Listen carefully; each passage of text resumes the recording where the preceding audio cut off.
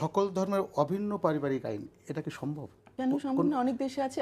আপনি তো এখানে বাংলাদেশে বসবাস করছেন, আপনার দলেরও অনেক লোকজন আছে বিদেশে বসবাস করে। যখন ওখানে থাকে তখন ওখানে অভিন্ন আইন থাকে, ওটা ওরা মানতে বাধ্য। না না, অভিন্ন আইন থাকবে সেখানে। আপনার অনেক লোকজন ইউকেতে আছে না, যুক্তরাজ্যে আছে।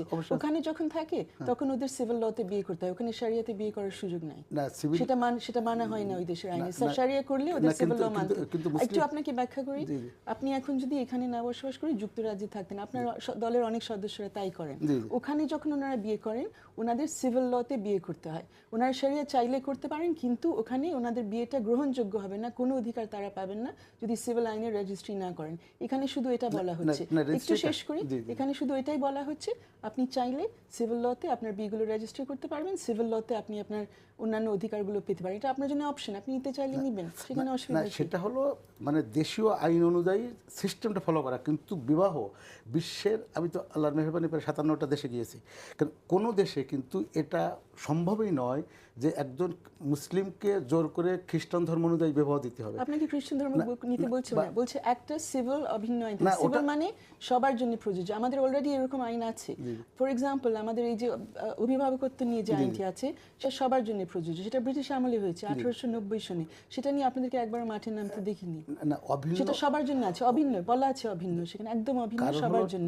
আমাদের পারিবারিক নির্যাতন আইন কয়েক বছর আগে হলো 2010, সবার জন্য, মুসলিম হিন্দু খ্রিস্টান ধর্ম নির্বিশেষে, এগুলো সবার জন্য অভিন্ন বাংলাদেশে হয়ে আসছে অনেক বছর ধরে। একটা হলো সামাজিক কালচার পদ্ধতি এক জিনিস, কিন্তু আইন যেটি না ধর্মীয় আইন কিন্তু সকল ধর্মের আলাদা আলাদা হতেই হবে, এটা গোটা বিশ্বেই স্বীকৃত। আপনি যুক্তরাজ্যে যান, যুক্তরাষ্ট্রে যান, কানাডাতে যান, আপনাদের দলের সদস্যের কথা বলি, বাকি অন্য সবাইকে বাদ দিচ্ছি, আপনারা যারা আপত্তি জানাচ্ছেন ওই সব দেশে বসবাস করছেন, আপনারা ওই সব দেশের আইন আপনারা মানছেন, সেখানে আপনারা মুসলিম লতে চলতে পারছেন না। সব দেশে মুসলিম আইন অনুযায়ী বিবাহ হয় এবং সেই দেশের সরকার, তারপরে ওনাদের আইনে আপনাদের বিবাহটা করতে হয়। আমি তো রমাদানে বা বিভিন্ন সময়ে যে দেখেছি, এমনকি মুসলিমদের মসজিদ পাহারা দেওয়ার জন্য ইহুদি খ্রিস্টানরা তাদের না সেটা এই জন্য তাদের ধর্মীয় অনুষ্ঠান, বিবাহ অনুষ্ঠান, আকিকা অনুষ্ঠান তাদের ধর্মের আলোকেই আপনি নিজের আচার আচরণ ফলো করতে পারেন, কিন্তু আইনটা অভিন্ন আইন আছে, সেখানে ফলো করতে হয়। সম্ভবই নয় এটা, সেটা তো প্রচলিত বিভিন্ন দেশে, অবশ্যই প্রচলিত। আপনি ভুল তথ্য দিলে তো মুশকিল। আপনি যদি ব্যাখ্যা করেন, কারণ হলো আমি যদি ওই সমস্ত দেশে না যাইতাম এবং আমি যদি কোনো অনুষ্ঠানে যুক্ত না, আমি দেশে বসবাস করেছি যুক্তরাজ্যে, এবং আপনাকে আমি বলছি যে ওখানকার সিভিল ল সবার জন্য প্রযোজ্য। আপনি ওখানে হিন্দু লতে বিয়ে করতে পারবেন না, ধর্মের জন্য সেই সিভিল ল অনুযায়ী বলে দেয় যে আপনার বিবাহ বিচ্ছেদ হলে কিভাবে হবে। হিন্দু লতে বিয়ে করতে পারবেন না লন্ডনে বসে, ঠিক আছে? আপনার সিভিল লতে বিয়ে করতে হবে।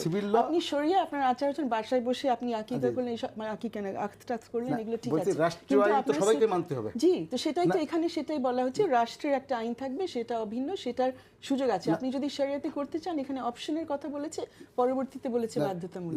না সেখানে রাষ্ট্রীয় আইন হলো সবাইকে মানতে হবে, রাষ্ট্রীয়। আরেকটা হলো যে ধর্মীয় আইন প্রত্যেক ধর্মের জন্য আলাদা আলাদা হতেই হবে, এটা আল্লাহ তাআলা নির্দেশ। রাষ্ট্র আরোপ নাও করতে পারে, অনেক রাষ্ট্র আছে দেশে যেগুলো আরোপ করে না। যদি কেউ না করে অবশ্যই তারা আবার করতে বাধ্য হবে, এটা must be. It's not the case. I mean, it's literally wrong. আপনি যেটা বলছেন এটা ভুল ব্যাখ্যা।